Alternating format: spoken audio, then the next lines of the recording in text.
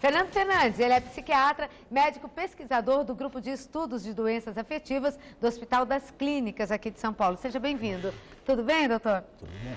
A depressão pode atingir qualquer pessoa em qualquer idade, mas as mulheres são mais sujeitas, então? Sim.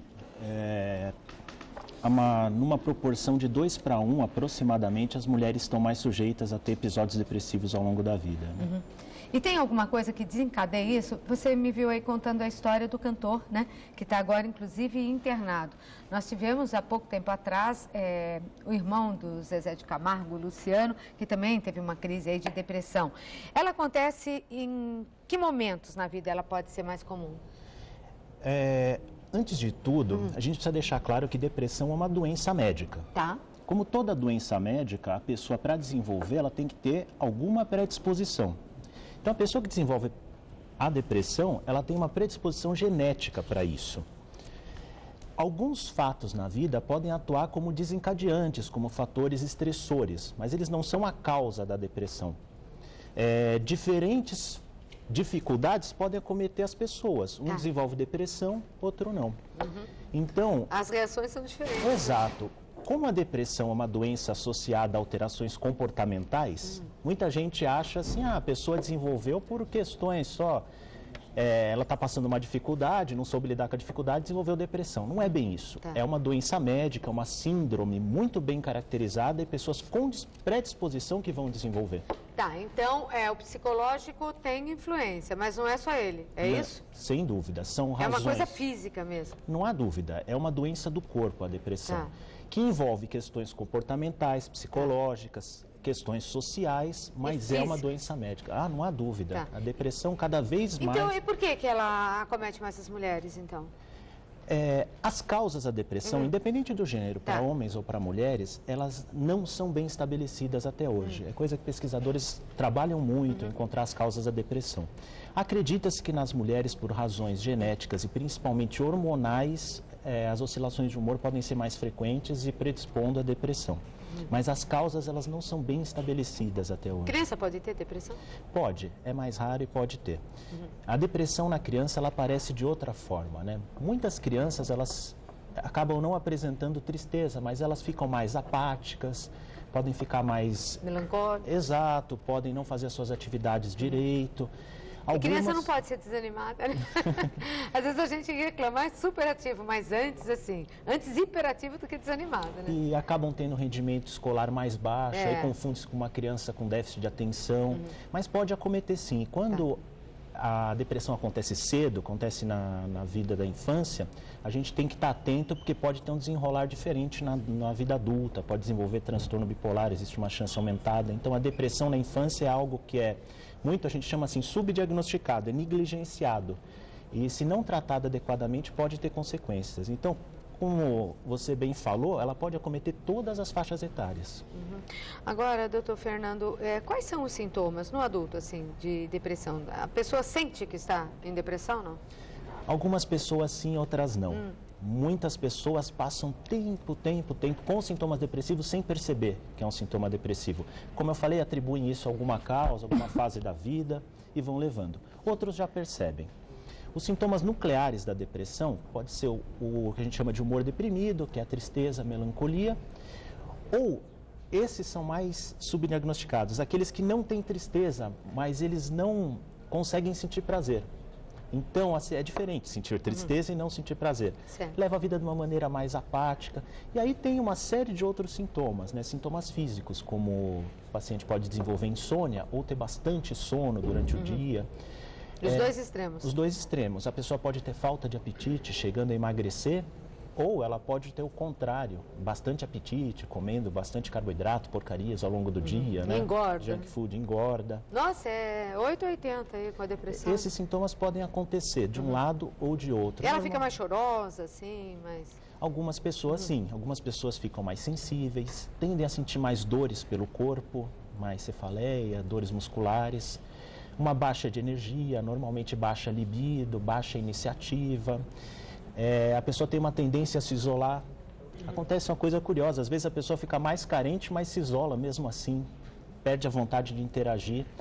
Chega num ponto que eu já vi uma paciente minha de se sentir culpada, que é uma culpa também, é um sintoma da depressão, se sentir culpada por não sentir o mesmo amor pelo próprio filho, e ela se sentia culpada por isso. Então, a depressão ela pode acometer as pessoas com graus de gravidade, com sintomas totalmente diferentes. A depressão pode levar ao suicídio? Sem dúvida, sem dúvida. Uma depressão é uma causa considerável de suicídio. Muitas vezes a pessoa não consegue lidar com a angústia, com a tristeza e principalmente com a desesperança. Não conseguindo lidar com isso, vê no suicídio uma alternativa para pôr fim aí ao próprio sofrimento. Então, a depressão é um fator de risco muito grande, sobretudo em pessoas mais velhas. Então, a depressão em pessoas mais velhas é um fator de risco muito grande. E esse é para suicídio, né? E esse é um dos desfechos mais trágicos, mais temidos, né? Da depressão. Triste, né? Com casos, né? Chegou uma pergunta aqui de Manaus, deixa eu ver um e-mail. Se você quiser perguntar, é manhãgazeta@tvgazeta.com.br, tá? Conviver com uma pessoa depressiva influencia naquela pessoa que tem predisposição para ela? Uma pessoa predisposta para a depressão, fazendo psicoterapia, pode deixar de lado esse fator, a predisposição para isso? Quem pergunta é a Lígia Souza, ela está vendo a gente em Manaus. Um beijo para vocês de Manaus. Essa é uma pergunta muito boa, né? Se uma pessoa tem predisposição à depressão, pega por exemplo, a depressão, contamina a pessoa que está do lado, não? Lidar com uma pessoa com qualquer transtorno psiquiátrico é sem dúvida um fator estressor. Algumas pessoas lidam mais fácil, outras de uma maneira mais difícil, né?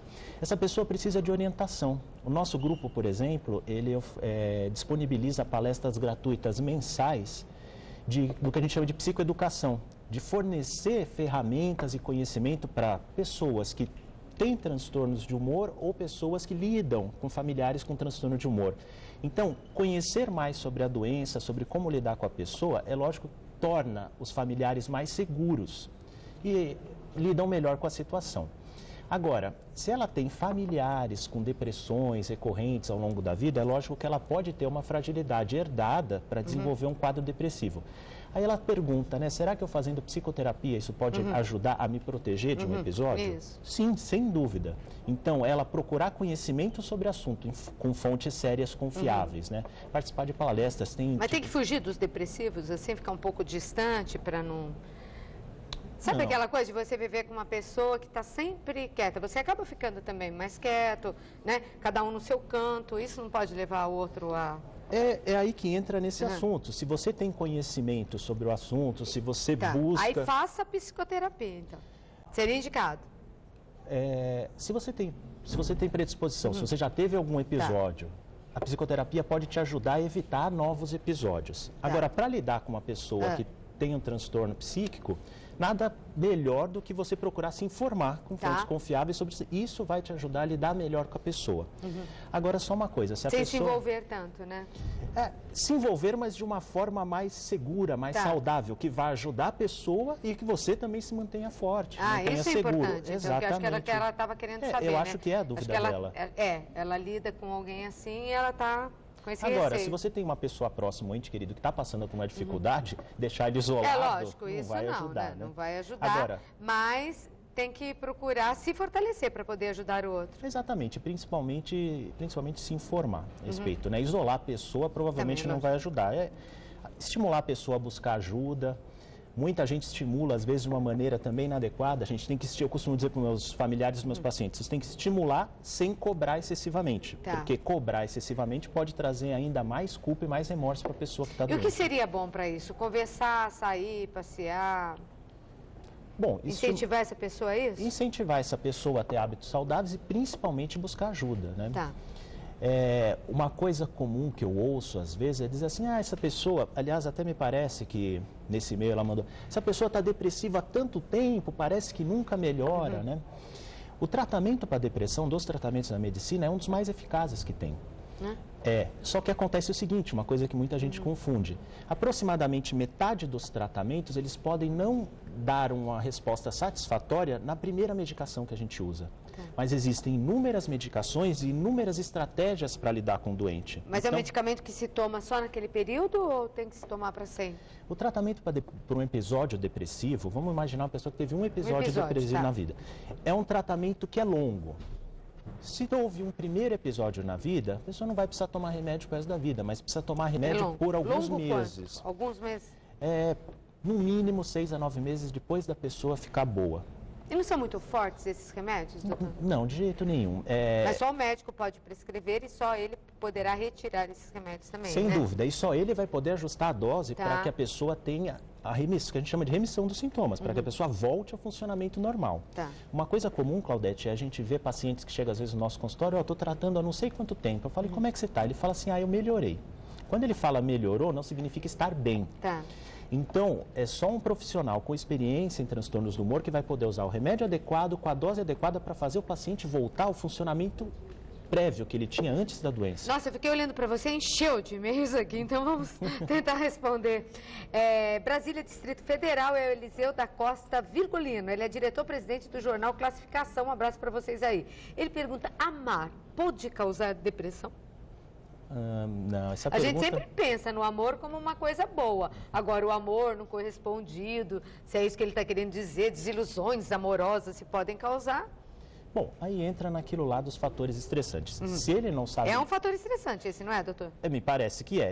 Esse relacionamento que ele está citando parece ser um fator estressante, né? Se um relacionamento está causando tanto desprazer para ele, tanta sofrimento, que ele chega a ponto de achar que está em depressão, ele precisa procurar orientação profissional para isso, né? Agora, dizer amor causa depressão? Não, de jeito nenhum, né? Agora, um relacionamento disfuncional numa pessoa predisposta pode estressar a tal ponto que a pessoa desenvolve um episódio depressivo. Lembrando, né, que a pessoa tem que ter essa predisposição. Ok. A Dalinha conta que Dália, tem 22 anos, faz 2 anos que ela está casada e ela mora longe de todos os familiares. Ela não disse a cidade, infelizmente. Eu não tenho amigos, eu não tenho vontade de sair, eu tenho 22 anos. Eu sinto fome, mas quando olho para a comida, não consigo comer, choro todos os dias antes de dormir, tenho crise de choro. Gostaria de saber, doutor, eu posso estar numa crise de depressão? Isso pode ser depressão? Pode ser depressão. Ela precisa procurar um profissional competente para fazer o diagnóstico, né? Porque o diagnóstico psiquiátrico a gente não faz só pelo quadro que a pessoa apresenta, senão seria muito fácil. A gente faz pelo quadro que a pessoa apresenta, pelo histórico familiar e pelo histórico de vida da pessoa. Então, isso aí pode sim ser um quadro depressivo, né, que ela apresenta e precisa se tratar. Uma pessoa de 22 anos sofrendo dessa forma, tendo, com certeza, ela vai ter muitas, se ela continuar assim, ela vai ter muitas possibilidades na vida que vão passar em branco. Então, ela precisa procurar tratamento, sim, o quanto antes. Ela pode estar num quadro depressivo. Tá bom, Dalinha? Um beijo para você. De Limeira, Vitória pergunta se baixo nível de estrógeno pode causar depressão. Esse é um dos fatores que acredita, como eu falei de fatores hormonais, né? Esse aí é um dos fatores que pode estar ligado a uma maior incidência de depressão, mas não é algo, vamos dizer assim, que a gente considere na hora de fazer o diagnóstico. É algo que ainda está em estudo. Tem um colega do nosso grupo, inclusive, que trabalha nessa linha de pesquisa.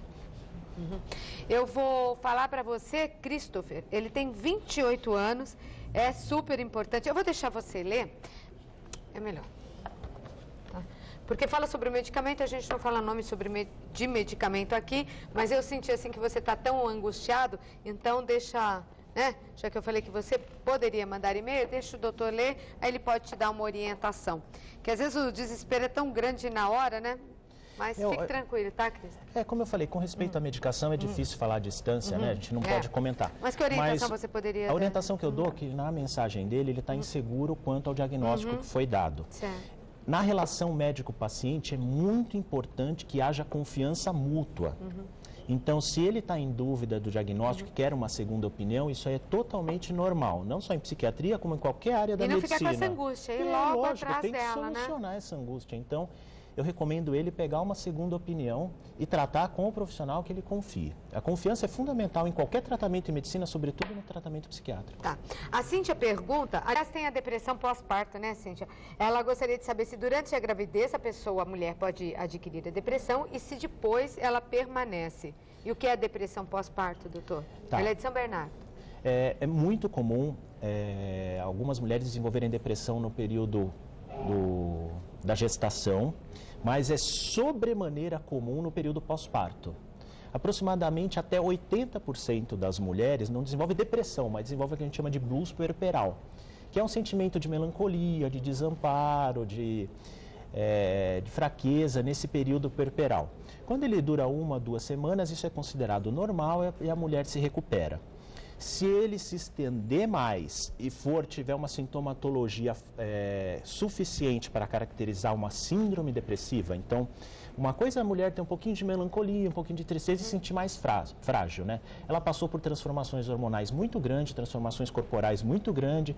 Chegou a criança, que é uma coisa linda, mas que dá bastante trabalho e bastante estresse para a mulher que já está num momento de fragilidade. Tem um pouco de medo também na hora, meu Deus, o que eu vou fazer? Eu vou dar conta, né? Sobretudo as de primeira viagem. Então é normal desenvolver alguns sintomas depressivos no pós-parto que são fugazes, passam. Agora, se a síndrome, os sintomas persistirem, aí precisa de tratamento. E existe um caso gravíssimo, que é o chamado da psicose puerperal, que aí, graças a Deus, é uma minoria das mulheres que pode até desenvolver sintomas mais graves, alucinatórios, aí precisa até separar a mãe da criança, mas graças a Deus é uma pequena parte. Tá certo. Manaus de novo, opa, um beijo ao pessoal de Manaus, vendo bem a gente aí, hein? Fiquei feliz, tá bom? Eu gosto de Manaus. É a Marcele, ela aqui é mais um depoimento, ela só pergunta se pode vir acompanhada da síndrome do pânico. Ela conta a experiência, teve depressão há 2 anos e se curou sem remédios com acupuntura e terapia. E ela pergunta a sua opinião sobre esses 2 tratamentos. A síndrome do pânico e a depressão são doenças que aparecem muitas vezes juntas. Elas não precisam vir juntas, mas é muito comum que as 2 doenças apareçam juntas na mesma pessoa. E o tratamento para uma é muito parecido com o tratamento para outra. Normalmente, quando a pessoa melhora de uma, melhora da outra doença também. Elas podem aparecer juntas. Agora, só uma coisa do comentário dela, ela tratou com acupuntura e psicoterapia e melhorou. Ótimo. Só que a eficácia dos antidepressivos, ela não pode ser posta de lado no tratamento da depressão. Hoje em dia, tratar uma pessoa com depressão sem fazer uso dos medicamentos é prevaricação. Os medicamentos são muito eficazes e toleráveis. Olha, eu vou ter que pedir para o doutor voltar ao programa, porque tem muitos, mas muitos e-mails do Brasil inteiro. E isso até preocupa, não é? Muita gente com depressão. Não sei se são os dias de hoje, se é o mês de dezembro. Parece que nessa época de final de ano as pessoas ficam, né, mais predispostas a isso. Vou encerrar aqui com um e-mail que chegou de Parnaíba, Piauí. Deixa eu ver o nome aqui, é Netinha Guiar. Ela diz que a mãe muda muito de humor. Ora tá bem, ora fala palavras horríveis. E qual a diferença, então? Isso é uma pessoa bipolar, é uma pessoa depressiva? Essa atitude? Olha... Demonstra o quê? Variações de humor, uma pessoa depressiva pode ter. Pode ter. Assim como uma então pode pessoa... se confundir, né? São doenças que podem se confundir. Aliás, muitas dessas depressões que a pessoa trata e não fica boa, na verdade, podem ser transtorno bipolar. Então, variações de humor pode acontecer numa pessoa deprimida? Pode, mas pode acontecer também numa pessoa com transtorno bipolar. Aí o que acontece? Precisa um profissional com experiência em transtornos do humor para poder diferenciar uma da outra, porque o tratamento muda. Tá. Você pode voltar? Depois eu prometo anunciar para vocês aqui o dia que o doutor voltará, porque outra coisa que eu acho que a gente tem que falar no programa é sobre o transtorno bipolar. Porque parece que virou moda também, qualquer coisinha, essa tem transtorno bipolar, olha, fulaninho tem transtorno bipolar. O que é o transtorno bipolar, afinal de contas, e como se trata? E continuarmos com o assunto depressão, que acho que vai dar para ajudar muita gente, viu, doutor Fernando? Pelo que eu senti aqui, muito obrigada por hoje, mas eu prometo que ele voltará ao programa.